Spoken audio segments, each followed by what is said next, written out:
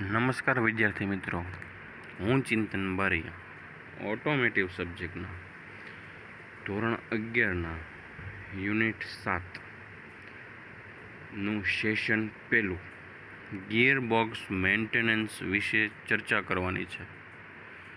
કે આપણે જે 2 વ્હીલર કે 4 વ્હીલર હોય તેમાં ગિયરબોક્સનું મેન્ટેનન્સ એટલે જાળવણી કઈ રીતના કરવાની, આ સેશનમાં આપણે ચર્ચા કરવાના છીએ. તો ચાલો આજનું સેશન શરૂ કરીશું. તો સૌ પ્રથમ આવે છે કે ગિયરબોક્સનું ઊંઝણ. કોઈ પણ વસ્તુ જ્યાં રિલેટિવ મોશન એટલે એકબીજા સાથે કોઈ પણ ભાગો ફરતા હોય ત્યાં પ્રથમ મેન્ટેનન્સ એટલે કે તેને સાચવવાની જવાબદારીનો મુદ્દો આવે તો કે એમાં ઊંઝણ. તો કે ગ્રેડિયન્ટ અવરોધ, હવાના અવરોધ અને લોડ અવરોધ જેવા અવરોધને દૂર કરવા માટે ટ્રેક્ટિવ પ્રયત્નોમાં વધારો કરવો જરૂરી છે. એટલે કે હવાનો અવરોધ હોય કે લોડનો અવરોધ હોય તેને ટ્રેક્ટિવ એટલે સારા પ્રયત્નો દ્વારા એનો વધારો કરવો જરૂરી છે.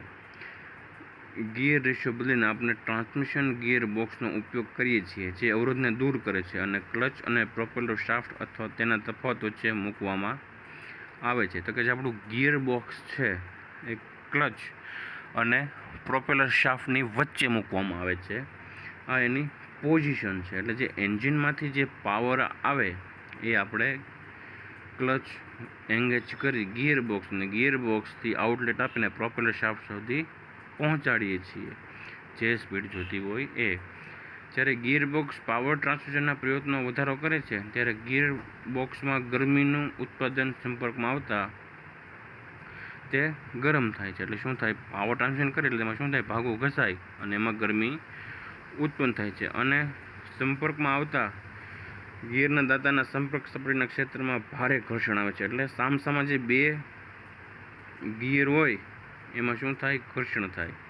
ગિયરના દાંતાને ઘર્ષણના કારણે ગરમી ઉત્પન્ન કરે છે અને આ ભાગોનું જીવન ટકાવી રાખવા માટે આ ભાગોમાં ઊંઝણ કરવું અને ઘર્ષણને ગરમી ઉત્પન્ન થતી અટકાવવું એ અગત્યનું છે. એટલે આયુષ્ય વધારવા માટે આપણે એમાં ઊંઝણ કરવું જોઈએ. અગાઉ આપણે 9મા ધોરણમાં લ્યુબ્રિકેશનમાં ભણી ગયા કે કોઈ પણ બે ફરતા ભાગો હોય એમાં હંમેશા ઘર્ષણ ઉત્પન્ન થાય. ઘર્ષણ ઉત્પન્ન થાય તો જ ગતિનું ટ્રાન્સમિશન થાય અને આ ટ્રાન્સમિશન વખતે આ ગરમી શોષાઈ જવી જરૂરી છે. જો આ ગરમીનું શોષણ ન થાય તો આપણા બે ફરતા ભાગો વચ્ચે છે એ ગરમીનું વિસ્તૃતીકરણ થાય અને જેને લીધે ભાગોમાં ભંગાણ થવાની શક્યતા છે. આકૃતિમાં દેખાય છે તેમાં આપણે ગિયરબોક્સ દર્શાવેલ છે.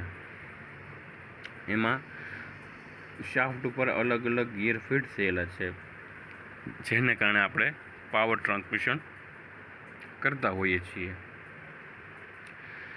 ગિયરબોક્સના હવે આપણે ઊંઝણના પગલાં જોઈએ છીએ કઈ રીતના બદલવું. તો સૌપ્રથમ ગિયરબોક્સમાંથી તેલ લીકેજ છે કે નહીં તે તપાસ કરી તેને સાફ કરો. એટલે સૌથી પહેલાં આપણે જોઈ લેવાનું કે આપણું જે ગિયરબોક્સ છે એમાં ક્યાંય લીકેજ અથવા ક્યાંયથી ઝીણી તડ કે એવું નથી ત્યાંથી આપણું ગિયરબોક્સનું ઓઇલ લીક થતું હોય. ગિયરબોક્સનું ઊંઝણ તેલનું સ્તર તપાસ કરવી, ઓઇલ લેવલ બોલ્ટને ઢીલું કરવું અને ગિયરબોક્સની બાજુ પર હોય છે જે ગિયરબોક્સની બાજુમાં જે લેવલ આપેલું તપાસવાની હોય સ્ટીક એમાં જોઈ અને ઢીલું કરવું અને એને બોલ્ટને દૂર કરવું. જ્યારે ગિયરબોક્સ યોગ્ય માત્રામાં તેલ ભરાઈ જાય તે લેવલમાં છિદ્રમાંથી વહેવાનું શરૂ કરે તે તપાસો. એટલે જ્યારે આપણે એને રિમૂવ કરીએ ત્યારથી તેમાં જે તેલ ભરાય છે તે લેવલમાં છિદ્રમાંથી શરૂ કરે તેને તપાસ કરવું. ગિયરબોક્સમાં તેલની ગુણવત્તા ચકાસવા માટે નીચે વાતોમાં આવેલી પ્રક્રિયા અપનાવવી જોઈએ. હવે ગિયરબોક્સનું જે તેલ છે એને કઈ રીતના તપાસવું એ વિશે આપણે વાત કરીએ. તો કે સૌથી પહેલાં શું હતું કે વપરાયેલું એટલે કે જે આપણે બહાર કાઢેલું છે ઓઇલ, ઊંઝણ ઓઇલ, એ તેલનો એક ટીપું અને તેને અંગૂઠા પર મૂકો. જ્યારે નખ સીધો હોય તેની તરફ નીચે તરફ વહેવા દો.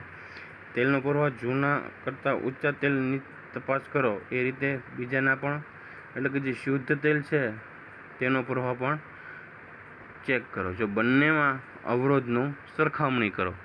જો અવરોધની તુલના કરશો તો નવું તેલ છે એ ઓછો અવરોધ કરશે, જ્યારે જૂનું ઓઇલ છે એ વધારે અવરોધ કરે છે. તમે તમારા હાથની તેજા પર તેને ઘસીને યોગ્ય તપાસ કરશો તો જૂનું તેલમાંથી વપરાયેલ તેલ જેવી ગંધ આવે છે. તેલમાંથી બળી ગયેલી ગંધ આવવી જોઈએ નહીં. જો આવું થાય તો આપણું તેલ બદલવું છે એ જરૂરી છે. ત્યાર પછીનો મુદ્દો જોઈએ તો ઊંજણ તેલ બદલવું. તો સૌથી પહેલાં શું કહેશે કે ઊંજણ તેલ બદલવા માટે નીચેના પગલાં અનુસરશું. 2 થી 3 કિલોમીટર સુધી તમારું વાહન ચલાવવાનું. સૌથી પહેલાં શું કરશું? 2 થી 3 કિલોમીટર સુધી આપણે આપણું વાહન ચલાવશું. તમારા વાહનને કોઈ પણ સીધી અથવા સપાટ જગ્યા ઉપર પાર્કિંગ કરો. આપણે આપણું વાહન છે એ કોઈ પણ સીધી જગ્યા એટલે કે સમતલ જગ્યા ઉપર પાર્કિંગ કરવાનું. બોક્સના ડ્રેન પ્લગ વ્યવસ્થિત ખોલી નીચે એક પાત્ર રાખો.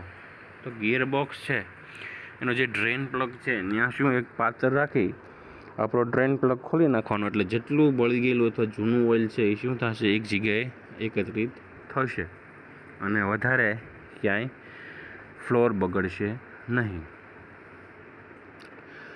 હવે ફિલ્ટરનો ડ્રેન પ્લગ ખોલો અને યોગ્ય સમય માટે છોડી દો.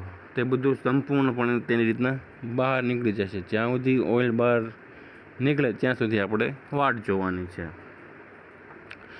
ત્યારબાદ આપણે જે ડ્રેન પ્લગ કાઢ્યો છે એને સાફ કરી એનું વોશર બદલી નાખીશું. જો વોશર એ નહીં રાખશો તો શું થશે? તેમાં લીકેજ થવાની સંભાવના રહે છે. અને સ્પષ્ટ થયેલ ટોપર પ્રમાણે તેને ટાઈટ કરો જ્યાંથી તેને લીકેજ ન થાય. હવે આપણે રિંગ્સ બદલી ત્યાર પછી એમાં જે ટોર્ક આપેલો હોય એ ટોર્ક પ્રમાણે તેને આપણે ટાઈટ કરી દેવાનું જેથી તે આ લીકેજ ન થાય.